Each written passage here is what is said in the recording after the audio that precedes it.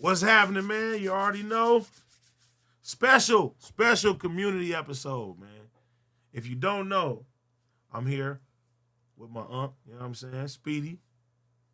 Not suspecting the He, abundant blessings. he known by a lot of names and everything, and Big Bro Sonstar right here, man. Yes, indeed. Glad to be here too. Looking forward to this. Yes. And you know, if you don't know who Sonstar is, this is the father of our homie Tory Lanez. You know what I'm saying? A lot of stuff is going on. It's a lot of things that are just all over the place, and you know we want to get the record set straight at the end of the day. Yes. So you know, I've been in talks with my brothers, and we've been seeing how I can play my part to help out our friend, with the injustice that's going on with his situation right now. And it's a lot of I would say trickery. It's a lot of things that. And you guys see the internet right now too. So, the Free Tory campaign, I feel like at first the way the media portrayed it, they're like, okay, we don't know what's going on and maybe 50-50. But as his case was unfolding and the new evidence and everything that you're seeing right now, it's more than evident that, bro, he didn't do anything. You know what I mean? Other than maybe, be a player. That's it. Other than that, but I have every bit of confidence that that man didn't shoot anybody, and when we see stuff like that, I just got to play my parts. You know what I mean? Spiritually, stuff like that don't sit right with me, and then you got to look on the other hand and say, hey, if this was your brother, this was your son, or anybody else like that, you would feel a certain type of way instead of just looking the other way or being even afraid to even speak out. You know what I mean? You have a spiritual warfare. You have a warfare digitally. You have all this stuff that's going on too. So I'm going to be quiet for now. I'm going to let my brothers talk. We're going to chop game and stuff like that, man. We're just going to have a natural conversation with the state of what's going on. You know what I mean? So, yeah. Whoever want to start, let's get it. Yeah. let me roll out. First of all, before we even get started, I just wanna go public, letting everybody know that I appreciate you, AD. We just met just yesterday. Yes, sir. We just met prior to this conversation, and I didn't even know what community was. And then when I got hip to the background and where you came from, and then looking at videos. Man, I just want to say you guys are doing an amazing job. And one of the things that really caught my attention, because I wrote a book and self-published it back as far as 1991. I'm getting ready to re-release it. It's been revised, and I'm getting ready to re-release it, called The Destiny of the Black Race. And one of the things that I found out from my research historically is that us, the Chinese, which is the root of all the Oriental nations, South American Indians, East Indians, all of Africans, we all come from the same root, the same father. And so when I look at what you were doing with your homie and the different things you all got going on, the We Starving channel, all of those things, I'm like, wow, this is so dope because it's so natural, it's so real, it's so raw. And it's so good to just see communities bridging that gap. Yes, sir. Because I believe that the powers that be have fought tooth and nail to keep us divided. Just talking about the differences between each other and all of that. So I just really want to, say how much I appreciate you. Thank you, sir. And what you're doing first and foremost. Thank you, brother. Listen, I'm thankful for the opportunity. I appreciate Speedy so much because Speedy's been a real one for a long time. I'm sure he can share a lot more about his relationship to my son Daystar, whom the world knows as the artist Tory Lanez. These guys go back a way, and what I've come to realize in this entire journey, which began back in 2020, we are coming upon, in fact, I think we've passed the 5-year mark now since this thing started. Wow. But I'm going to start off saying this to everyone that is hearing my voice today. two things. Number one, it's so important that you know God before a crisis happens. Amen. Yes, sir. It's important. Amen. People find themselves in a crisis and then they're discombobulated, they're scrambling, they're trying to reach out to God. And at that point, you can't, because crisis comes to literally, cause you to be shaken. It rattles your bones depending on what's going on. That's not the time to be searching for God, because at that point, trust me, you'll hear a lot of voices that you think is God, but is not. So if you know God prior to when you go through something, I can guarantee you, if you truly know the God that I'm talking about, the God who the scripture says he upholds all things by the word of his power. The scriptures also said, through faith, we understand that the worlds were framed by God, so that the things we see didn't come from the things we see. It came from a whole other dimension. And when you can understand relationship with him, you will know, just like I know throughout this entire situation, why nothing has ever shaken us. Let me just pull this up real quick. I want to read, this was Tory's last tweet that he had put out before going in. Let me just okay. He says, he tweeted this out. This was the last time he tweeted before going inside. And he said, I'm going to leave this here one more time and watch how it ages. There were those who came back and said, well, it's been a week and we haven't seen anything. But listen to what he said. Watch how this ages. No weapon formed against me will prosper. That's including the one that just came recently. Mm-hmm. It came, it did what the devil wanted it to do, but it did not do what God said you cannot do.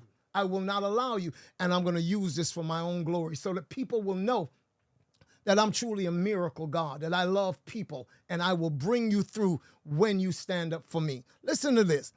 He said, no weapon formed against me will prosper, and every tongue that rises against me in judgment will be condemned. That's Isaiah 54:17, by the way. And he says, sit and watch now, and don't ever question the God that I serve again. This is my last tweet. That's what he said.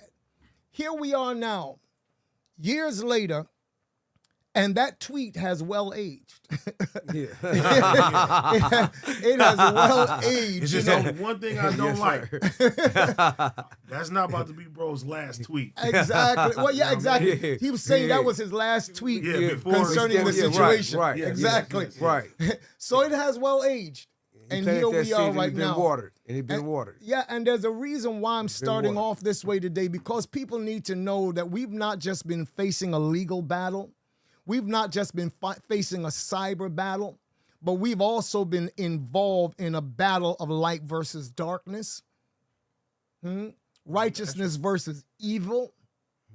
That's what the battle has really been all about, because you would be shocked to know what lengths people will go to in order to get their agenda out there, and who they're willing to sacrifice to and who they're willing to sell their own souls to in order to get something done and to have money and power. Everybody, all Tory friends, everybody that even thought to even say that Tory didn't do it.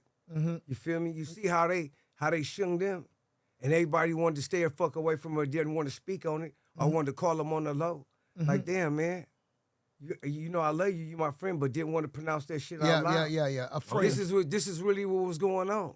You see what I'm saying? Yeah. But like, a lot of people need to really know who your son is.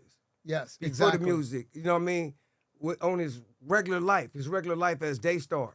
And that's why we sitting here. I was, because AD, I was the only nigga he knew in jail in California State Prison. Mm-hmm. Yep. True. He could have said, you know what? Everything I do is just for Tremel. That nigga, I was talking to him about how prison is. We spent over $120,000 on just the prison reform. Just running that. People don't even know like what he was doing when I was in prison. I'm maxed out.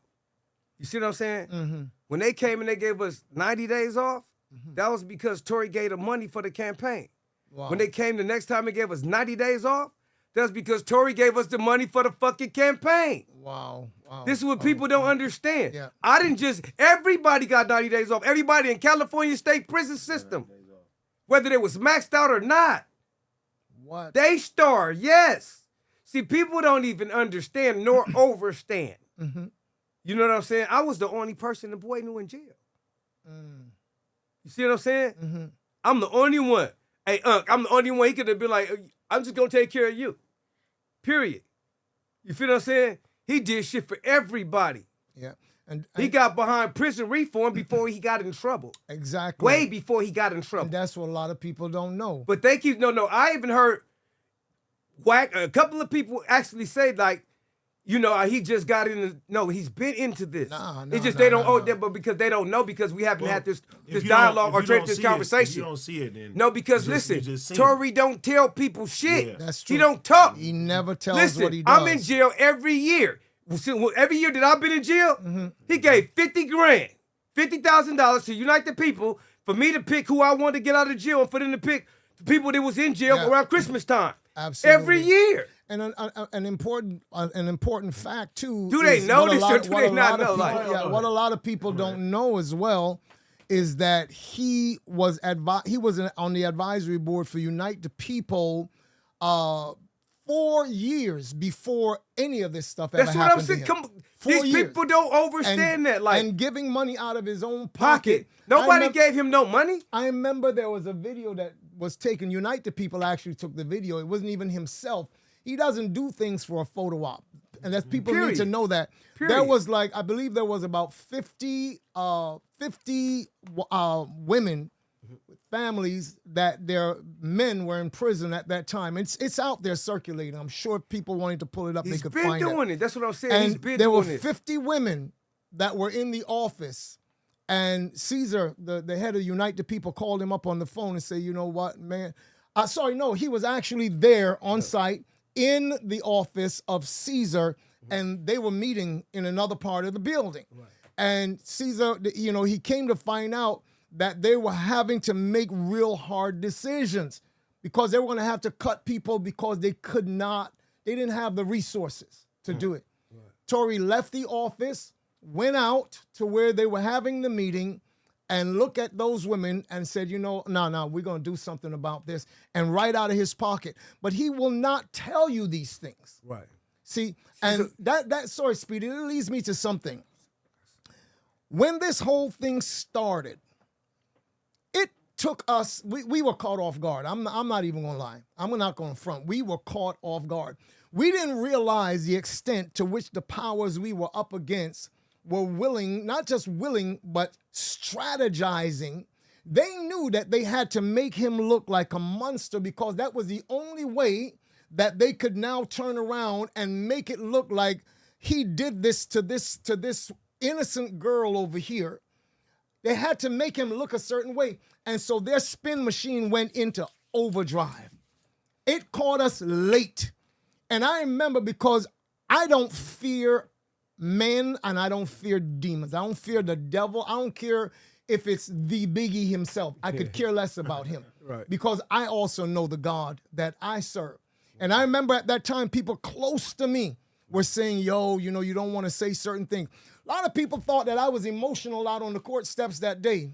They don't realize. They didn't understand what you were saying. They just didn't understand it. Exactly. I was proclaiming something that I would see come to pass. And now we are in that season. Go ahead, brother. Come on. Sir. Hey, look, this is what they don't understand. See, like, hey, man, this is crazy as hell because I was in that cell. I was on the phone. It was me and Wack was the last person on the phone with Tory before Tory got off the phone.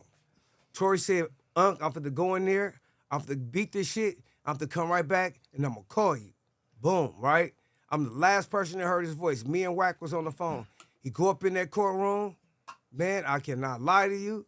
I'm a grown-ass man. I done seen everything. I done seen everything under the sun. Nigga, I cried. I cried. I cried. I ain't gonna lie. Tears immediately rolled down my face. I was hurt. I knew I knew exactly what happened. I knew exactly what happened. Because first and foremost, listen, in order to beat a case, right? Just to beat the case, you just got to be reasonable doubt there. Yes. And it was more than reasonable doubt there. Yeah, much more. It was look, listen, it ain't even got to be, I'm not even going to sit here and say, which we know what happened.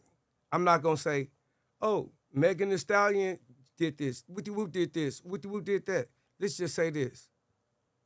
It was reasonable doubt there. Should nobody be in jail? He shouldn't be in prison. Mm-hmm. It was more than enough reasonable doubt there. Now, if you want to talk about facts, hell no, he shouldn't be in prison. Period. Factual is you feel me? It's ridiculous. Period. Now listen though, because if we want to just talk just about common sense, right, and how investigation take place, everybody gonna get fingerprinted, and hands gonna get tested for gunpowder. Not one person, everybody that's inside the vehicle. Mm-hmm. Was the gun being fired, right? And if they saying that it was these people just in this car and this gun being fired, we don't know who fired the gun. Everybody gonna get test for gunpowder. But if you overstand this, they didn't test only them for GSR. They tested the man for GSR. They was like, let them go, leave her out of it. Megan Thee Stallion. Megan. Now overstand this though. Okay. Now when you get in question, right? When you get questioned in the interrogation room or whatnot, right? We all adults. So if you get in trouble and if you're an adult, your lawyer gonna be there, or an interpreter if you speak a different language. Mm-hmm. Not somebody just from a record label gonna be in there with you while you're talking. That's right. Absolutely. You understand what I'm saying? Where in the hell would you get somebody from a record label to be inside of the interrogation room when you speaking, when they questioning you? You got to be a member of the bar. You got to be a member of the bar. You have got to be someone that the court recognizes as being a part of that fraternity. And let me say something else. This is what a lot of people don't know.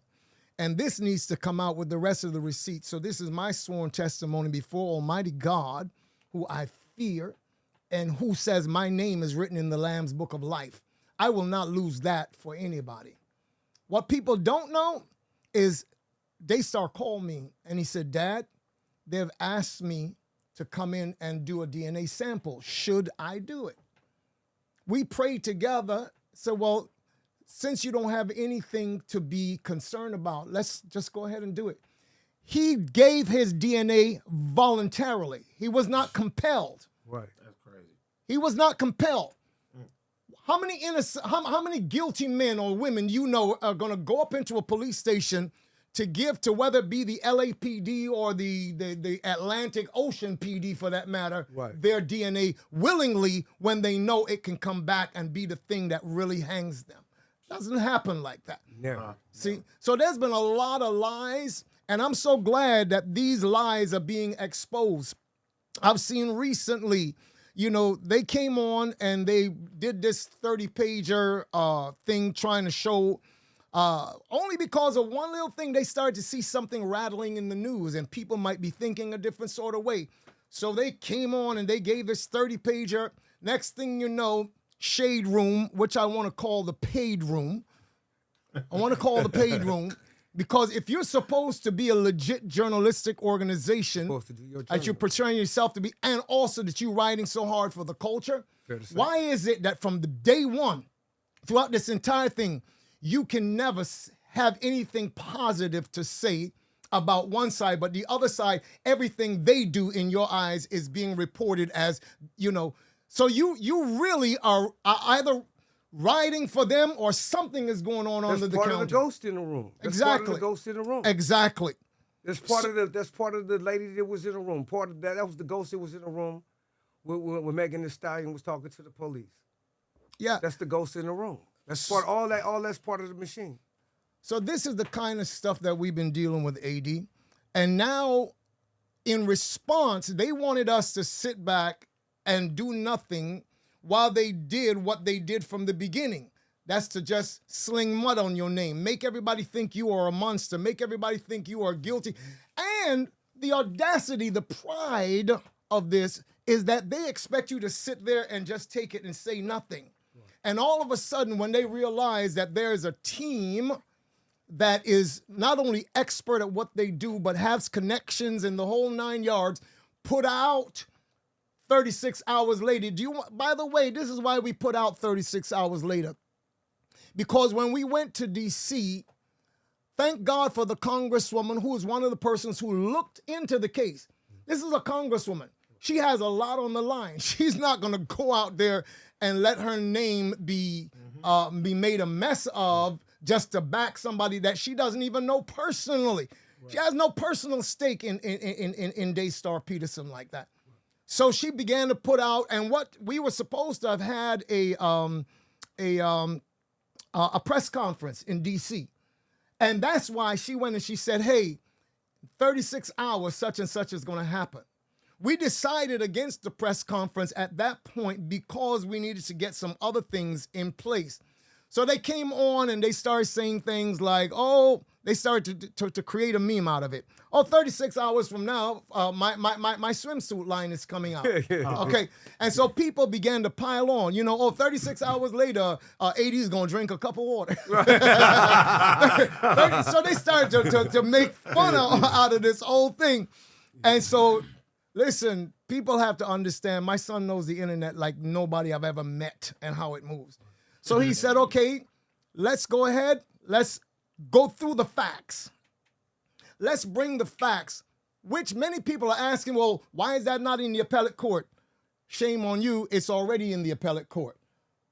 But the appellate court can't come front and center and say, well, this is what we have. Right. No. So we decided to bring all of these things that we have, and we know that we were denied due process, Brady violations like crazy, a judge who sat on the bench and literally blocked us from being able to bring certain things. A lot of questions. How come they didn't bring that in the courtroom? We are not the Lord of the courtroom. Yeah. You feel me? We're not the ones that can say this evidence will be admitted and it will not be admitted. And a lot of things that would have exonerated him were not. That's why you're seeing in 36 hours later. So because they decided to make a meme out of 36 hours, that's why we called it 36 hours later. Feel me? And so now people can see there is so much evidence that was suppressed. Body cam footage that was muted at the point when Daystar was talking and when other people were talking, make it seem like they were sympathetic to the cause, but he was just this monster was like sitting over there in the corner like, yeah. Can I say something, Pops? This is something that I really want them to know too. Look, I really want them to know this. Listen, because they got that little recording with him calling on the phone. Like he apologizing for shooting somebody. Man, listen here. That was y'all so far. They like how they set that shit up to make them think that. You see what I'm saying? The way that they put all this shit up and the way that they posted that to make them think like, oh, he's calling from jail. Hell no, he calling from jail and apologizing to her because he told her he fucked her friend, bro. Yeah, and that's what started all this shit in the car. Yeah, it's true. If they really want to, that's what it's over anyway. This is look. Honestly. That's not my business to dig deep into this shit right here. But I want them to know. You feel what I'm saying? That don't let them paint that picture that it was like, he was mad because she said something about his height and all this. He wasn't mad about shit. Yeah. Kelsey woke up to an argument with him and Megan, and the nigga, she jumped on Megan's side. Tory got hot, was telling her to chill. She kept talking. He said, listen, I done fucked both of her. I fucked her already. Boom. Basically, they get to fighting. They start fighting. And fuck, you feel me? So that's what happened. You feel me? Everything else that man said that he seen is what he seen. You see her legs? She fucked her legs up. She kicking, trying to get out the car, all that. Tory in the back of the truck. Common sense. Everything that y'all, hey, look, don't let nobody paint no pictures of shit that couldn't happen. A motherfucker standing over the back of the thing, shooting and all that weird shit. Come on, man. We gonna talk common sense. You feel me? We ain't talking about nobody painting a picture. We just talking about what really happened. Shit that ain't nobody saying dance, bitch, dance and all that. All that some weird shit. Ain't nobody that didn't do nothing getting immunity. Yeah. Right? Nobody that do nothing getting immunity. Yeah. Even Kelsey on the stand, by the way, this is on record. Kelsey was on the stand. They asked this question about the dance B, whatever. And this is her answer. I don't even know where that came from. Right. There was nothing like that. She hadn't even been that was ridiculous. That was a right. No, I don't even know a human being. Kelsey that got would even ghosts say too. that Everybody got ghosts from the ghosts in the room. Everybody got ghosts. Yeah. She got fired, kicked to the curb, and all that shit. Yeah. This is just, hey, bro. It's been a massive cover-up. It's been a massive cover-up, but you cannot stop the truth. The scriptures are clear. It says you can do nothing against the truth, only for the truth. So even everything they've been doing, when they came up with this 30-pager to refute one little stirring over here because they're so scared for his voice to be heard, and then on top of that, they sent those 2 lawyers. By the way, one of those women was one of the ones that led my deposition. Dark-haired one led my deposition when I was called in to speak on this other case that they're trying to come against the blogger for because she has dared to stand up for the truth concerning Tory from the beginning, which, by the way, you may think that she's just some person who has a personality. No, she actually has a degree in criminology, and that's why when she first started to look at this from the beginning, Milagro Grams, she said, nah, something is really wrong. She used to promote the said artist, the female artist, Megan Thee Stallion. She used to be behind just as her Houston girl. She was pushing her. But when she looked at this and looked at it from a critical eye, she said, nah, something. And that girl has gone through so much for not trying, she has taken a stand because she's not the kind of person you will push around easily. She knows what she's talking about. And so in the midst of all of this, you know, that same girl that deposed me, trying to get me now to be somehow some evidence for them against her, these people are crooked, they are wicked, and listen, what you guys need to understand when it comes down to it, and if I never knew this before, I learned it throughout the trial, and I know it even more since then. The prosecution, for them, it's not about justice. It's not about right and wrong. It's about W's and L's. Yeah. Period. It's about wins and losses. It's about what's going to advance my career so I can one day be running for the county DA, and hopefully I'll get to be the Attorney General of the state of California. And oh my God, I have a dream. One of these days, I could actually be on the Supreme Court. You think these people care about the souls of men? No. You think Alex Spiro, the lawyer that is right now running for Rock Nation, you think he cares? This is the guy that after we put out 36 hours later and they could not refute it, he came on Chris Cuomo, and this is what he said. Oh, they can't keep their story straight. Reality check, that's you guys. That's you guys, not us. All right?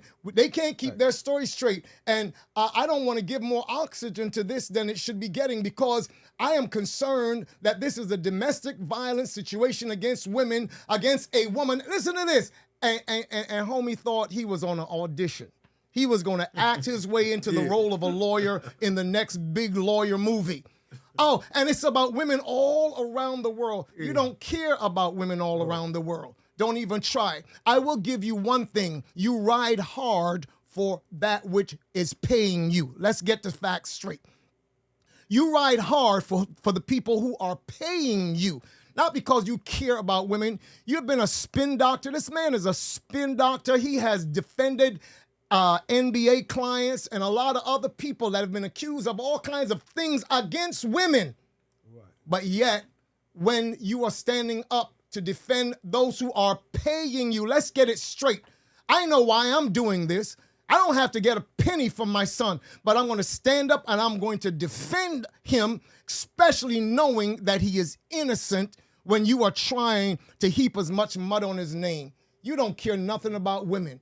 In fact, go on Google and see that this same man was accused, class action suit by 3 women in the Harvey Weinstein situation. And they accused him of allegedly getting information from them to feed back to their office so that it could be used against them in the Harvey Weinstein situation. Wow. That's what they accused him of. I wasn't in the room, people. It's on Google, for heaven's sake. Yeah. So don't come at me with you just so care about women and all around the world. No, you don't. Let's get it straight. You care about the paycheck that you get. Protecting your artist, that WAP. Yeah, that's what it is. So here we are right now. You know what, Speedy, you and I have been talking, man, and one of the things that I know that you would have much more of an insight into, I've never been in the state pen, I've never been in the federal pen. Right now, you know, I'm working hard with my son, and I know you're going to be a part of that as well. We are working to set up an organization that is truly going to be about prison reform, truly about criminal justice, truly about those things. You've been in there, brother. Yes. You know, even this most recent video that came out concerning Tory and what happened to him on the inside, and, you know, what happens, what the protocols are, and why that was even allowed to happen. I've heard a lot of people say, you know, this was a hit and so on and so forth. Listen, I can't yet go on record and say it was, because I don't know. I've not spoken to anybody or seen anybody that can say, yes, this is exactly what this is, and I know that because. You feel me? But there are certain, as one... The timing is ridiculous. Timing is ridiculous. As Walter from Unite the People said, this is an inconsistency in a whole line of inconsistencies. Tell us about that, man, because I think the people need to know, you know, what, not who was the one who may have ordered this or that, but is it normal that something like that could go down the way that it went down? No. Let me tell you this. First and foremost, let me start the conversation like this. I always tell people, watch what you see on the phone, especially Tory too. Mm-hmm. So, you know, like, you could be talking about something in the jail, but then, you know, they be on the phone, so you don't want to say certain shit over the phone, right? Mm-hmm. So, like, when you doing, let's say, like, hood niggas gonna protect what they say, like, don't talk about drugs, don't talk about guns, but inventors gonna protect their inventions. So they're not gonna talk about their inventions over the phone, right? Well, they shouldn't be. Right, you see what I'm saying? Because people be listening. But that's the same thing, too, with good news, when your name is Tory Lanez. Mm-hmm. You see what I'm saying? Mm-hmm. It's not good to talk on that phone. You see what I'm saying? And so you got to understand how this took place, how all this took place. You feel me? Now, you can think about this shit yourself. But we knew this footage was about to be released. We told everybody. We knew this shit was about to be released. We knew we was at the gate to get him to come home. Mm-hmm. We know what's going on. Mm. He gets on the phone. And he speak on the phone. The next day, between 6:30, 7 o'clock in the morning. Yeah. It was not in the yard, as the narrative has gone out. It was in his cell. Listen to me. Listen to this, all right? He's not on no motherfucking PC yard. Let's get that overstood. All right? He's on a level 3. It's a 180 design. It's a 50-50 yard. Half of niggas is good, half of niggas not. They brought bad niggas to the yard to split the yard up to make it a 50-50 yard. They doing this to majority of all the prisons in California. They just can't do it with the level 4s. They've been trying to do it, and every time they come up there, we stabbing them. Motherfuckers fucking them up. Mm-hmm. But understand what I'm trying to tell you. If you got anybody that's in the fire camp, that's 50-50. If you have anybody in that went to a fucking when you come home and you go to a halfway house, it's 50-50. Mm-hmm. You see what I'm saying? Everybody in there ain't GP. It's niggas that come from PC yards that's in there too. That's what you got to sign up to go. See, these programs to get to a lower level, you got to sign up to go home. Yes, sir. I'm not cutting across you, Speedy. Yes, sir. Because of some people who don't understand the terminology, can you break it down? What's 180? What's PC? What's GP? Because not everybody knows that language. Yeah. Okay. Let me understand. Let me get y'all to understand this. GP is general population. Mm-hmm. You mean that mean like you ain't nobody beat you up, chased you off the yard, stabbed you, no deaths, no crazy shit. You're in general population. And okay, PC is protective custody. Mm-hmm. That means you've been chased off the yard. Are you scared to go to your yard for some reason? You checked in as soon as you got to the prison. Either way, anything that happens to say that you can't be on general part, you've been stabbed up or whatever. But now y'all notice in California, there are more PC yards, protected custody yards, than there are general population yards in California. Okay. All right? Okay. Okay? So that's why they bringing them back to the main line, because they already got gangs. They got their own gangs over there and all that shit. They're like, damn, these people ain't paroling and going to the moon. So evidently they keep coming back to prison. Y'all ain't stabbing them or nothing. It's a whole lot of them. And they, you see what I'm saying? So they're like, we might as well bring them all back, because y'all see them on the streets. Y'all have to. Y'all go to the same parole office. Y'all go to the same. Y'all go to fire camps. Y'all, you feel me? So y'all just say that they can't be on certain yards. Fuck all that. We bring them all back, y'all. You see, that's what they trying to do. But anyway, to make a long story short, let's just deal with Tory Lanez situation. All right? So when y'all see other black motherfuckers right there that didn't do nothing, if you ever see, like, why they didn't do shit? Because they was in PC. They was PC motherfuckers. You feel what I'm saying? It's a whole building. It's niggas in the building. There's general population niggas is PC. He's on the tier with a couple of motherfuckers that PC. Every door didn't open up. It's 7 o'clock in the morning. Between 6:30, 7 o'clock in the morning is breakfast time. So the tower is 2 officers on the floor at all times. 1 officer in the tower. These cells do not open up automatically. They hit a button manually. Boom, this cell, that cell, and this cell. You walk off the tier. It's one after the other. And they watch you walk off the tier. They ask you, is you going to breakfast or not? I'm closing the door. The cell, right? So boom, ain't nobody letting nothing happen. It's early in the morning. Now you can run out and stab a motherfucker. They gonna just shoot you. They gonna spray you. They gonna break it up. It ain't like you can't do some shit. But they watching everything. I'm on the top tier. I gotta let you out for breakfast. This is my job. I'm letting you out. It's 2 people down at the bottom. When you walking out, they searching you. One got a motherfucking wand. If you're in level 3, level 4, one got a wand. Even they doing it, what you call that? Well, one at a time, like randomly. Either they're doing it randomly or they doing everybody. And lift your feet up and widen your waist. Make sure you ain't got no weapon. Walk out the door. So the police was there.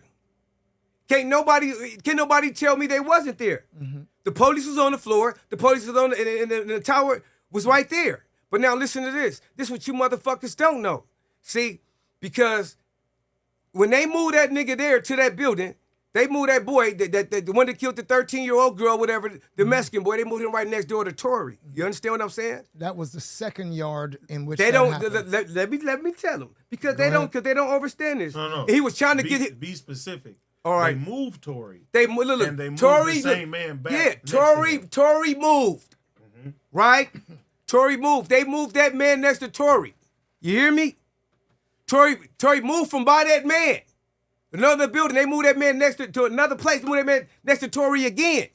Tory didn't want that man next to him. You understand me? But you know that's your neighbor, so you'll come out, you always speak to your neighbor. But he knew Tory didn't want him next to him. But they was cool though. Tory, they being cool, they have no problem, no nothing. But Tory was, because he's the PC though. You see what I'm saying though? But they cool though. But why right after Tory get on the phone and tell, you see what I'm saying? That he coming home. And this is what happens. You know, And it's a fact. yeah. And it's a fact. And so when all of this is going on, nobody lifted a hand to do anything. I'm not even talking about other inmates. Talking about the people. You're saying that it's a strict protocol. Right. There's supposed to be 2 officers there and 1 in the gun tower. I bet you I could prove it. Down the line, I bet you I could prove it. It's always 2 officers on the floor. Always. 2 officers on the floor and one in the tower. They not gonna open up themselves in the morning with other officers on that floor. Period. They're not gonna do it. So in all of this, there's a video now out there floating around in which you can see that nobody moved to do anything to help him In the mirror. or to even move against this attacker. You know, I want to say something real quick because, you know, there's a lot of things that go around, and I made sure that I made a couple of notes here because I don't want to miss certain things, okay? Number one, before I do this, because this situation involves a family that had their 13-year-old daughter shot in the face by this same guy, who he was, I think, 21 at the time from what I can understand, and he was sleeping with this 13-year-old girl. Next thing, she ends up dead, being shot in the face. You got people out here right now that wanted to make this guy a hero, like the dude who went after the insurance exec in New York. Right. They want to make this guy a hero. you say that you are protecting black women, or you're protecting women, and you care about all women. Yet you know very well that this is a guy who shot to death in the face. Like, what kind of monster you have to be, or what kind of drugs you got to be on to shoot a 13-year-old girl in the face who allegedly was pregnant for him at the time. Okay? Never got a chance to even be a woman. He loved women. And this is the guy that you all are out there starting what, I don't think it's GoFundMe, it's some other kind of funding page that you all started this petition with a goal of $20,000, but you raised something like $4, by last account. You are praising this guy for doing what he did. So I really want to give my condolences to the parents of this girl, because when these broadcasts go out, who knows, they might be seeing this. And it's not just about the issue of Tory. You're talking about a guy who did this to a young girl. That's crazy. Right. Her life we'll never be able to get to see what she possibly could have produced. She might have had the cure for cancer, for heaven's sake. We don't know. Right. You understand?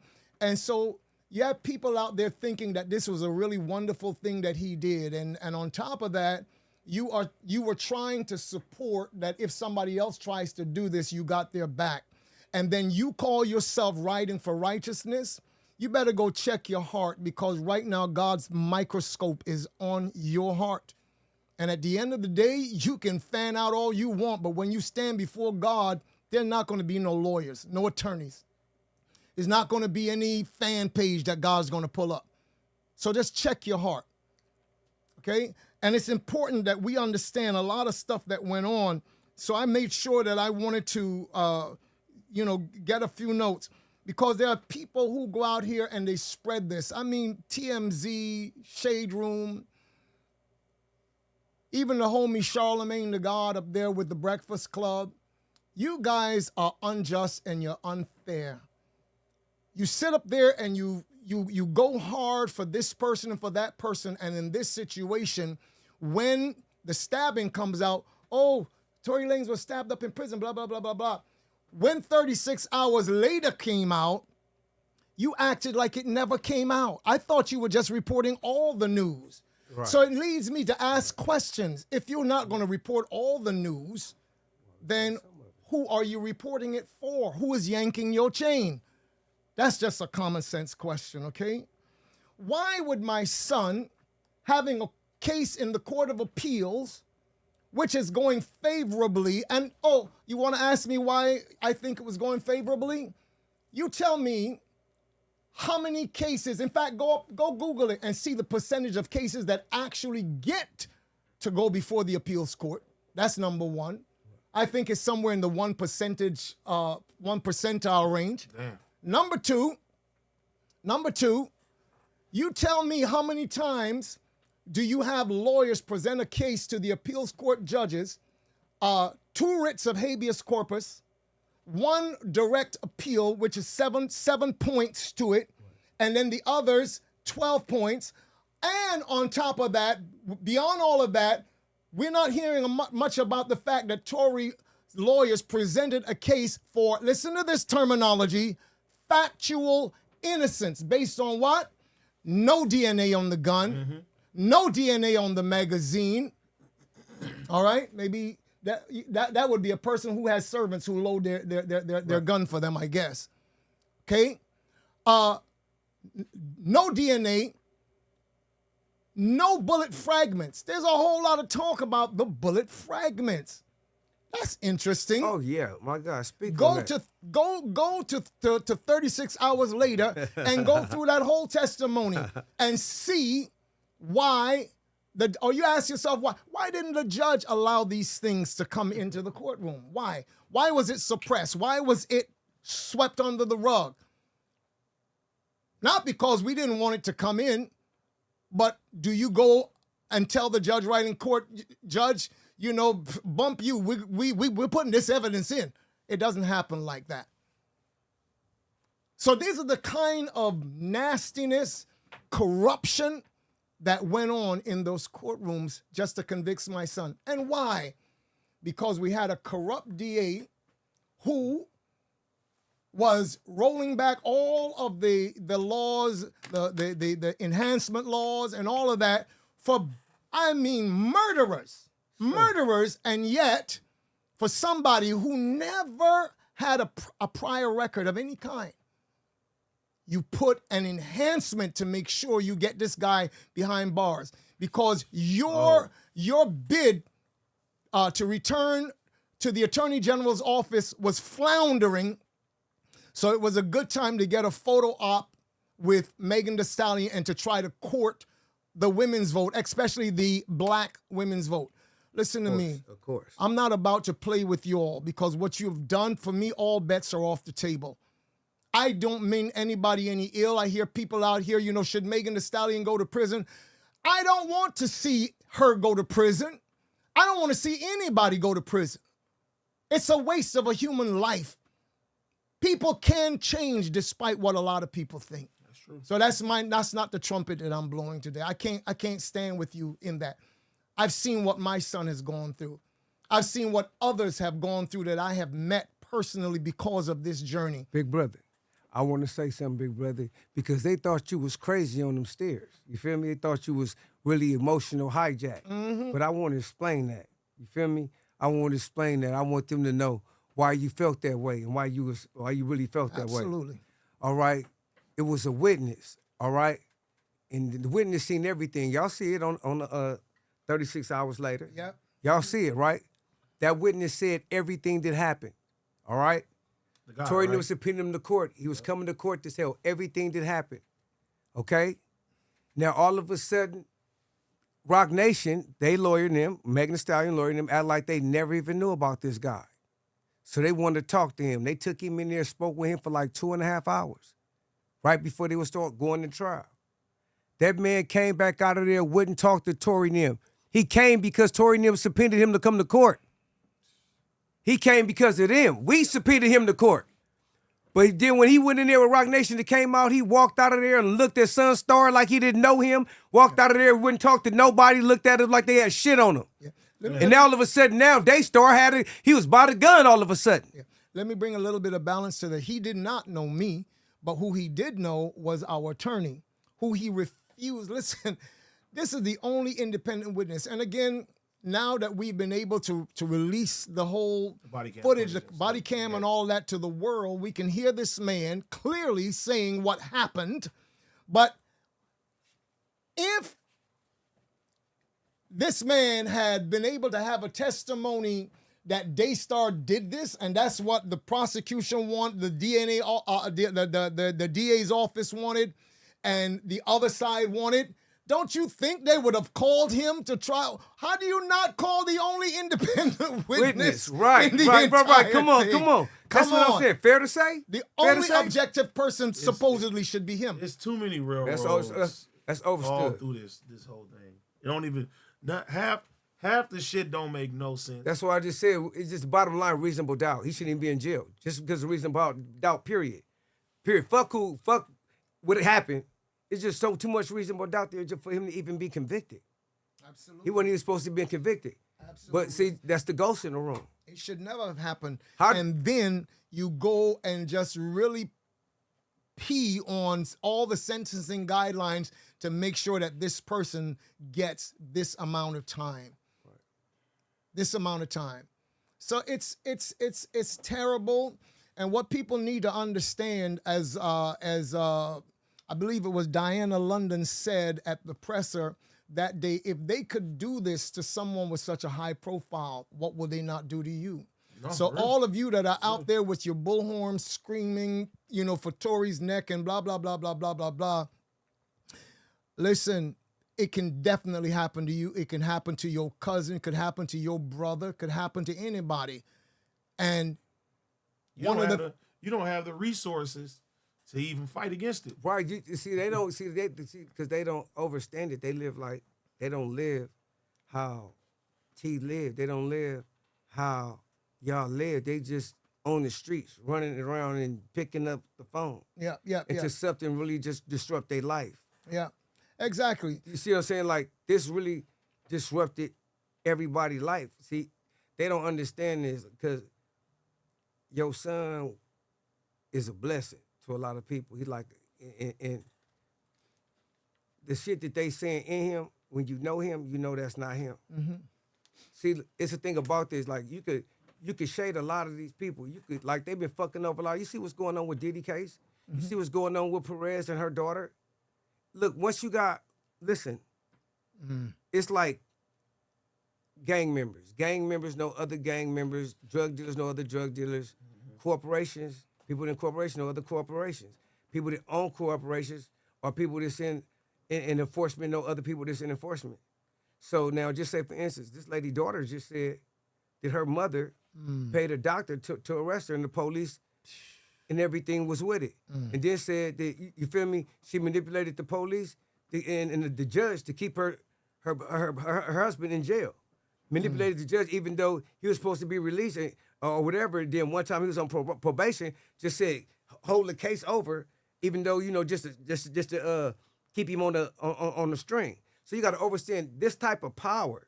If you got this type of power to do this type of shit to somebody on the streets, it's nothing to do something to somebody that's in prison. You understand what I'm saying? A doctor is a doctor, and a CEO is a CEO. A corporation is a corporation. You understand what I'm trying to tell you? So it doesn't even matter. Like, it's inmates that talk to officers. You understand what I'm saying? Yes. It's officers that talk to inmates. Yes. It's phones being bought in prison.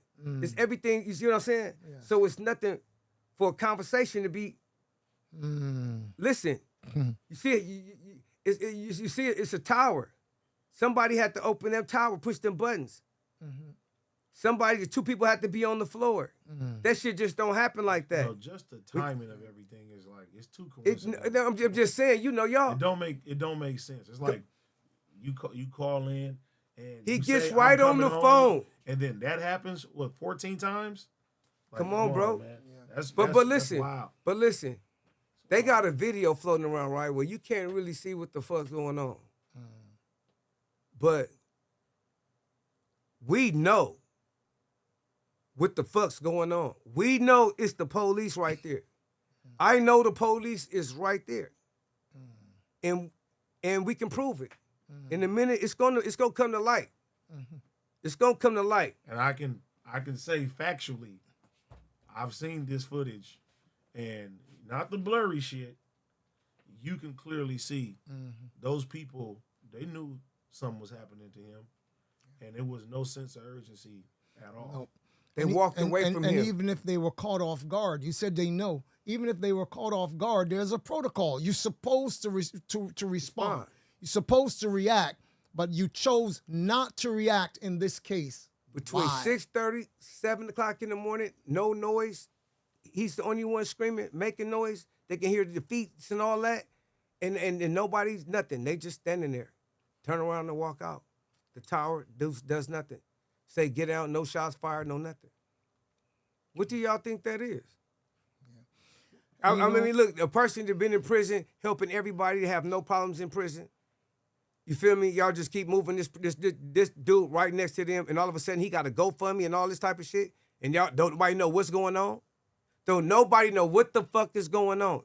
But now listen to this: you got a man that killed the officer over his motherfucking son, and he put up a GoFundMe from him, and they snatched that shit down. Every time they try to put up something for him, they took it down. So you mean to tell me they not taking this person's shit down, and he stabbed somebody? That's crazy. And he stabbed somebody?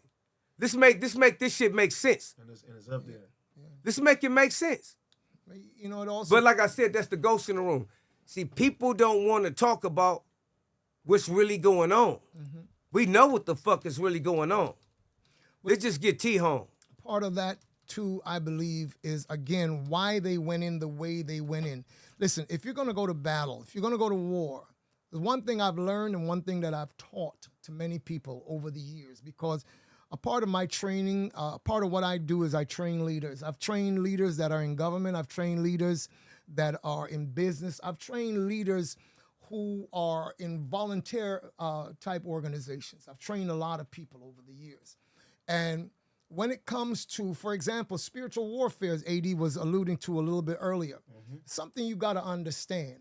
Whether it's spiritual warfare or natural warfare, there are certain principles that if you don't adhere to them, you will get killed that easy in the midst of a battle.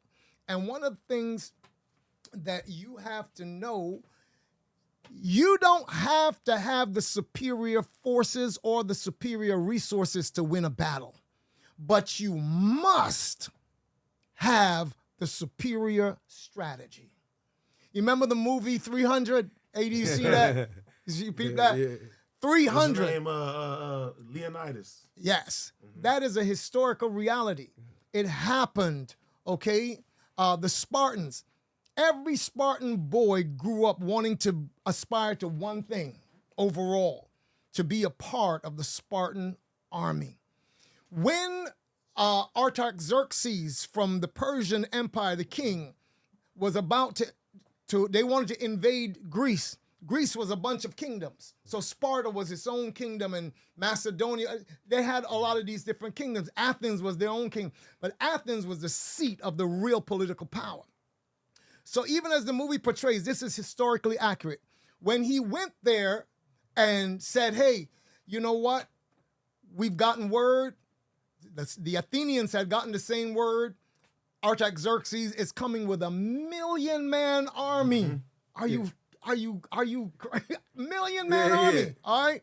So as they're getting closer, the king of Sparta Leonidas goes to Athens and requests, listen, we can take a stand against these guys. You know why? Because he's a warrior. Soldiers are made in basic training, but warriors are made on the field of battle. He's got the nature of a warrior. We don't have to bow down. We can defeat these guys. I don't care what they bring. I don't care what they come in. They could have thunder and lightning in a bottle. We're going to defeat them.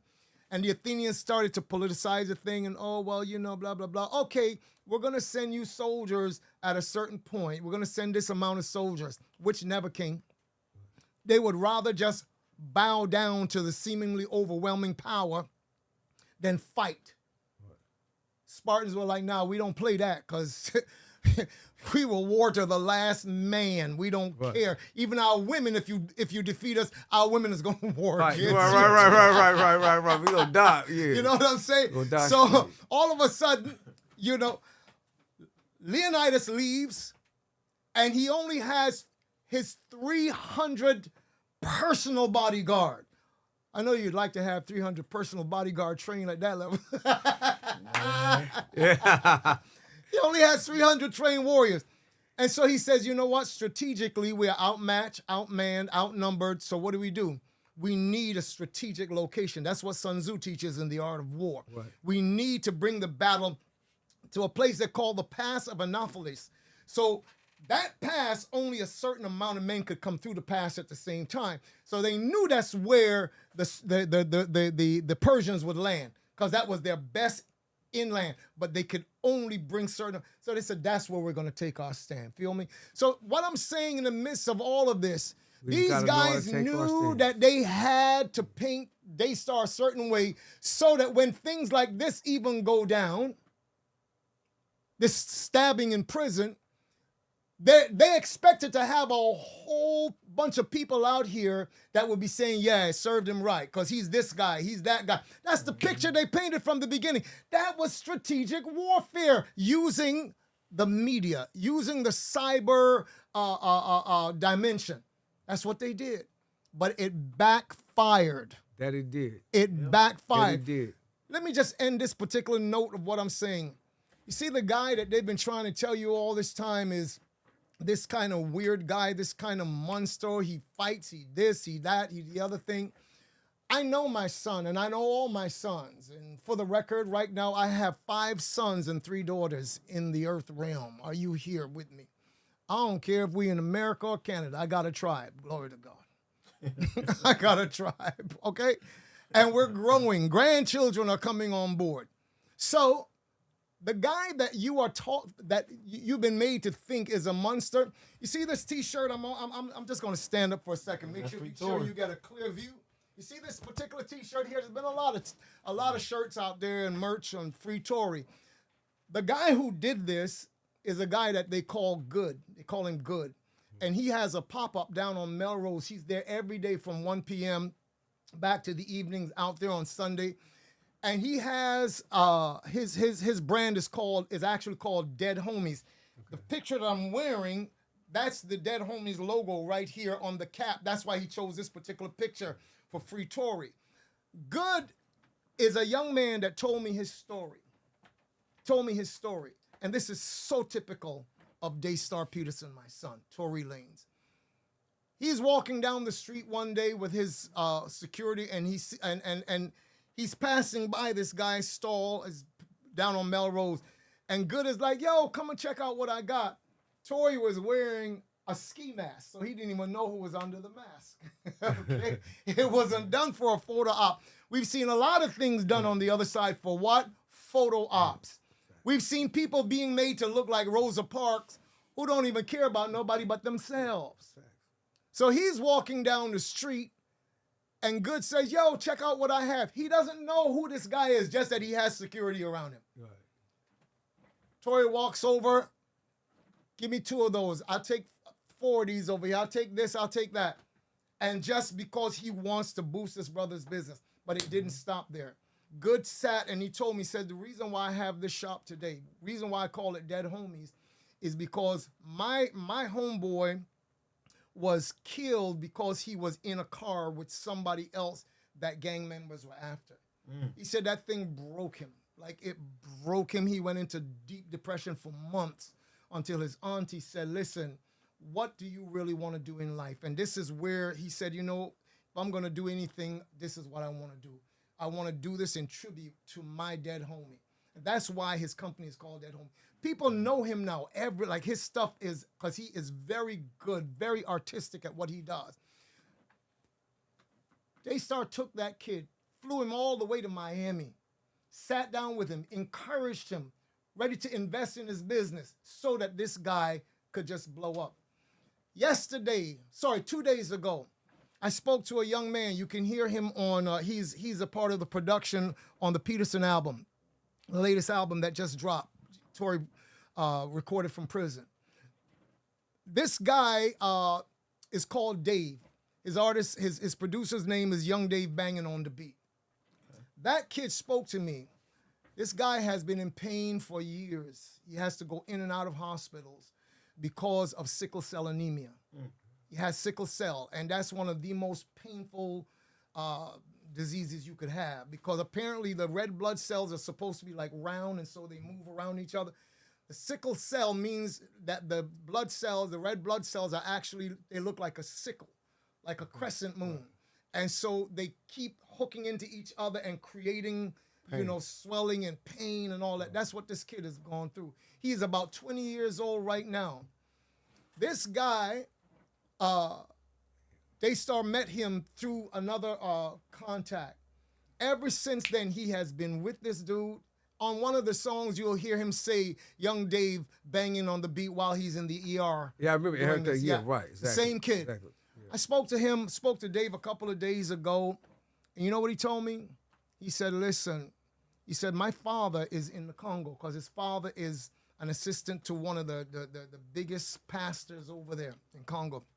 He said, my father and my parents, he said, I want you to know, you got people in Congo right now. They are praying, they are fasting. And I know when Africans fast and pray, because I lived 7 years in Kenya myself, not to mention the years that I've been going in and out of different parts of Africa, bringing the good word to the people. And he said, you've got prayer warriors over there. They are fasting. They are praying for Tory. I know Tory's coming out. The people are stirred up. Why? Because on top of him, he said, he told his dad, he said, Dad, Tory's the first guy ever to give me a placement on a record. On top of that, he shouted me out on the record. But on top of that, when he realized I was in the hospital and while I was going through, contacted my sisters and my mom, and what does he really need? And say, well, right now there's certain types of even more natural medication that he needs, but they are so expensive. Tory's like, just give me a list of what he needs. Tory went and bought everything he needed, including a massage chair for this kid to be able. So this is the kind of guy that you want to throw away who is somebody that is out there helping humanity. And that's what this is all about, AD, Speedy. That's what this is all about. We have been on a race to the bottom in the political arena. We've been on a race to the bottom in social media and in cyberspace. We've been on a race to the bottom to the place where we don't trust one another anymore. And what is this race to the bottom stripping us of? Humanity. Humanity. This is not just about Tory. And this is a work he had been doing from before 4 years, 5 years before this ever happened. But we about to kick it up to warp speed when he comes home. And he is coming home. He's coming home. He is coming home. We're going to kick it up to warp speed because we truly do care about people. We want to see people who have been wrongfully incarcerated free, but they don't have the resources. They are the nameless and the faceless, but because of what we are about to do, they won't remain voiceless anymore. I want to say this too, though. And this is to be 100. And Tory ain't got no ill feelings with nobody. I talk to him all the time. Boy, like Jesus. Just the way I felt like when I was in jail, and certain people I felt was going to do certain things, I had to get over that. And it's like, you know what? I know what's going on with the world. Even though we ain't, because we not on with everybody on. But we understand y'all. I'm just trying to get everybody to know this. You can go with the wave, you can go with the bullshit, and just be a part of life. Just be a part of life and never be remembered. Or you can be a part of something that's gonna change something, like in our era, in y'all time is right now, our time is right now. Yes. To make a change in the industry, to make a change in injustice and what's going on right now. Y'all time is right now. Line up on the right side of history. Yes. This is the right side of history. Yes. This is history. And then y'all got to think about it. The boy is coming home. You feel me? The boy is coming home. And don't think he ain't gonna be ready to work. He gonna be ready to work. You know what kind of person, he got a lot of life, but certain people just ain't gonna be able to come around him if your shit ain't right. Yeah. Because y'all ain't right. Let's get right. I'm telling y'all, it ain't too late to get right. Get up and line up on the right side of history. Do what you know this right. Speak out because you know that it's right. Yes. Sign the petition. Mafia that. Speak out because you know that it's right. Sign the petition. We above 300,000 now. I want to see that thing kick up to 1 million. Sign Come on, man. Line up on the right side of history. Since I've been home, I haven't did no podcasts. I've been chilling. I just been trying to just watch what's going on. You feel me? I ain't been trying to be involved in shit. But this right here, I gotta be over involved. See, people don't even understand, like, just because you don't see me, or this is my whole movement, my whole everything is to get him home. Since I put my feet on the ground, my thing is to get him home. Yes. So y'all don't see me hanging out with nobody. Yes. Because my love is in jail. My heart is in jail. The one that loved my family, that looked out for me, to make sure that I was strong enough to feed my kids. Jesus, thank you, Lord. It's in the penitentiary. So what I look like leaving him and when I'm out. Yes. See, you see what I'm saying? Like that's like that's with loyalty. That's what loyalty step in. Morals and integrity step in. Mm-hmm. Yeah. It's going up right now too, and it's crazy too because I don't know if you can see on here. They had 2 different ones. So the first one that I looked up, they said it had 53,000. So it's actually 2. You just answered a question for me because I've always thought that there was more than one list out there. Right. Yeah. So we north of 350,000, north of 370,000. Almost 400,000. Yes. Come on, people. Sign that petition. Let's let the people know that there are people out here who truly care about him. So many people have been calling us and saying, what can I do? What can I do? That's one of the things that you can do. Sign the petition. Do what you got to do in order to do what you want to do. Let's just stop doing what we want to do. That shit bite us in the ass. Do what we got to do in order to do what we want to do. You feel what I'm saying? Make a change. Get up today and make a change. Say, fuck just doing bullshit. Let's do something that's going to count. Yeah, Let's do something that's going to count. When you see Tory say, you can say to yourself, I helped bring that man home. I helped. I know I helped bring that man home. And he going to help to bring a whole lot of other people home. Could be your cousin. That's all he been doing since he been in prison. Understand what I'm trying to tell y'all. See, I don't want to speak everything that he been doing because he about to be home to be able to tell y'all what he been doing. I don't want to say everything that's going on because he about to be home to be telling y'all everything that's going on. Yeah. Trust me. Listen, it's going to happen. Be a part of history. Don't be on the wrong side of history. Be on the right side of history. Know damn well, like, I brought him home to be with his kids. I brought this man home to help these people. I brought this man home. He just got stabbed up for no reason, for just being alive and just being in jail. I brought this man home. What is wrong with y'all? Yeah, people, get up and help us to do this. Let's join together.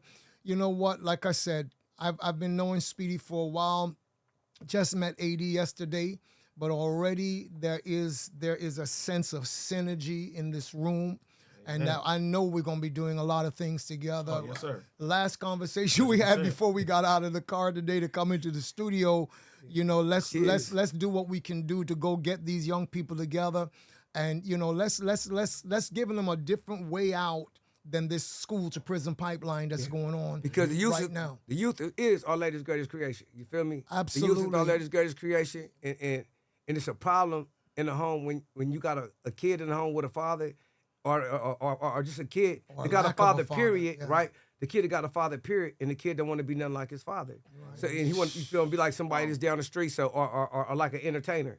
See, we got to start back locking in, getting the family morals back, the big brothers. We don't got no more big brothers going on. Absolutely. We ain't got no teen posters. We ain't got people like adopted people that's, see, like, they be saying, that's bunk to say y'all family. No, it's not. Because back in the day, when we was kids, they say, oh, that's my cousin. I'm adopting him as my little brother. Yeah. I'm taking, you still saying?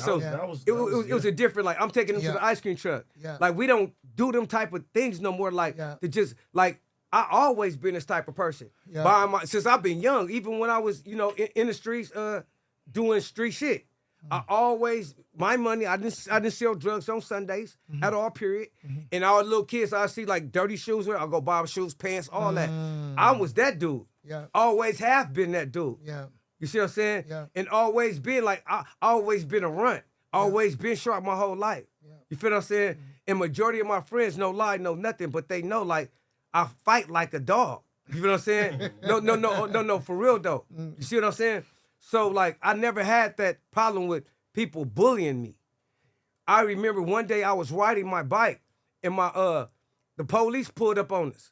And I was walking with my partners. They was kind of, you know, they bigger than me. I was young. And then one of my homies was getting my bike. When the police pulled up, I was giving him the bike. He was about to ride. The police thought he was taking the bike from me. And the police was like, hey, y'all stop. Hey, what's going on? I was like, nah, I'm letting it ride. My mom walked up from across the street, was like, what's going on? And they was like, oh, I was asking these boys like they were trying to take us. He's like, nah, that's his friends, right? And I had to explain, and I had to explain that to my father, because my father didn't understand why I used to always let my friends other people ride my shit because they didn't have nothing to ride. Thank you. Now listen. I was always that kid. You feel what I'm saying? I always had fun off of other people's energy. You see what I'm saying? See, like my mom had to explain to the police, like, they not taking nothing from him. Like he like, I'm basically, a couple of them I'm older than. Yeah. You know what I'm saying? I'm just short. You feel me? I'm just really hella short. But I'm as violent as a tall motherfucker. You see what I'm saying? It's never been about the dog in the fight, but the fight in the dog. So all I'm saying is, I always been a giver, bro. Yeah. You see what I'm saying? Like, me too. Like a lot of my friends was Muslims, right? Before I even became a Muslim. A lot of my friends was Muslims. So they didn't get nothing on Christmas, right? But they'd come to my house and play my video game. I let them ride the bike. We hang out. We did Christmas at my house. But I have Christmas at their house before Christmas or after Christmas because they Muslims. Yeah, for sure. But I'm just saying, but they're just how I grew up. I ain't never like, what I'm saying is, I'm not on this timing that these people on. I just pay attention. Yes. I've been in jail half of my life, bro. Wow. You see what I'm saying? And majority or over half of my life as a teenager, because you only jump off the porch when you're like 11, 12. I went to jail. My first time going to jail was at 11. You see what I'm saying? And so, like, and I didn't do shit. to even go to jail at 11, but I had a fight in school, and the teacher said that I hit him when I was fighting. I elbowed him, or I said some old bullshit. But I ended up going to jail for that from elementary, and that just started me, right? Jesus. And but I'm just say this though. Already setting you down the wrong path. Right. Yeah. So I got more time in custody than I got on the street. But it just goes to show that God loved me. Yeah. And because every time I come home, I make an impact. You see what I'm saying? Yeah. Even though it may not be, even though I had never been at home really that long. But now it's a different season. A different season. It's a brand new season, Speedy. I don't mean to cut across you, bro. Overstood. Let me tell you, what I'm seeing right now, I'm seeing God amass an army of people who are like-minded, who wants to change the narrative, and who wants to do good, who wants to actually help people. I was in D.C. the other day, and just being in a particular spot, I was introduced to Savannah Christley, and there's been a lot of talk, even especially Black women, about her recently because she went public and asked about the Tory Lanez case. Said, I'm just getting familiar with this. We had a conversation. It was about 2 days before Trump, the official pardon from Trump's office went out to release Todd Christley and his wife. And so we got to talking, and we say, we're gonna get back together. So we got on a call about 2-3 days after her dad came out. And what made me, go ahead and make the call was not just because we met. I knew we would have that call at some point. But when her dad came out of prison, and for those of you who don't know, many people wouldn't know, they had one of the biggest family reality series on television. Christley Knows Best, off of the old Father Knows Best show was on the silver screen back in the day. This man stood his first interview out. He said, when I was in prison, he said, I noticed that the Black inmates were not being treated fairly. Mm-hmm. They were being denied access to certain things, even including certain educational paths that could take time off for their sentence and all. He said, I had all of those privileges. And then he said, everybody knows why I had them. And he was sitting up there willing to speak out. And then you will hear somebody like that, and then you're going to have a bunch of people on the internet, well, this is a Black thing. You won't understand. No, it's a humanity thing, and people do need to understand. Speaking from the heart. It's about time that we understand. So when Savannah went public and said, hey, you know what, I'm beginning to look into this thing about Tory, see a lot of girls on there, Black girls, especially on the Shaderoom. The Shaderoom, anyways, moving right along. It's like Tory said on that one verse on the Daystar album, I'm not even going to put a line for that one. Let's move on. There are people coming together right now. And the result of this coming together is going to be a groundswell like this nation has never seen. There's been a lot of groups, advocacy out here and doing different things. But one of the things that's happening now is that we're finding our way to each other. Yes, corporate media won't tell you a lot about that because corporate media is owned by corporate people who have investments all the way back to Africa. That's literally oppressing people in order to get the minerals out the ground.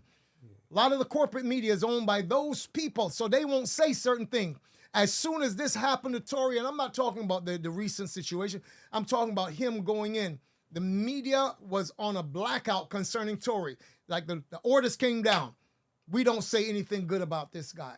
Why? Because the same people own the media, own the music business. Come on. But that day is over.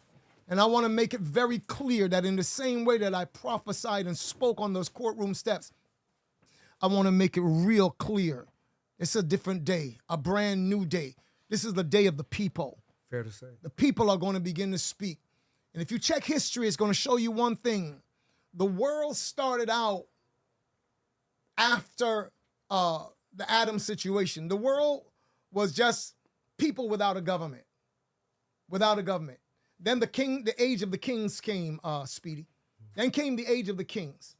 After the age of the kings, we began to go into the age of the state, where we had prime ministers and presidents and so on and so forth.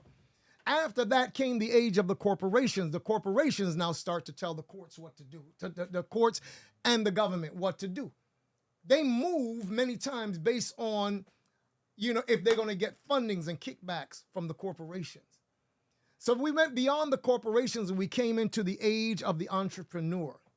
You could call these guys, these women, mavericks. They out there doing their own thing and showing that I don't have to be this and that in order to make, to be one of the biggest billionaires before 30, like your boy Zuckerberg and others. Right. But now we are in a different age. And here that I said this first on community. First here. We are in the age of the people. And in as much as you've built systems to control the people are not listening to you anymore. The people are not going to the network media to get their news anymore. The people don't trust that anymore because the people have found that you have lied to the people. So now it's we the people. That's what's happening. We're going to end it on that note, man. Community exclusive. Hey, man, big shout out to Speedy. Big shout out to Big Bro Sonstar, man. Free Tory. I like to say so. Can I give it up one time, though? Hell yeah, go ahead. Okay. I got family funeral services, though. You got to give it up to family funeral services. If anything happen with y'all, like, you know what I'm saying? Everybody got to pass away. Yes, sir. You can come holler at me. You know what I'm saying? I got the mortuary. You got the caskets, wrappings, everything. My wife got the Rolls Royces. So if anything happened to you, you hear me, and you gotta get buried, man, come to family funeral services. We're gonna make everything happen for you. Look, my daughter's got the hookah queens, the hookah on wheels. Just tap in. Listen what I'm trying to tell y'all. And I'm gonna have links in the description as well too, man. But on that note, free Tory, man. That's all we gotta say. I ain't even have to say nothing today. I'm sitting there just in awe. You know what I'm saying? God bless everybody. We out. All right.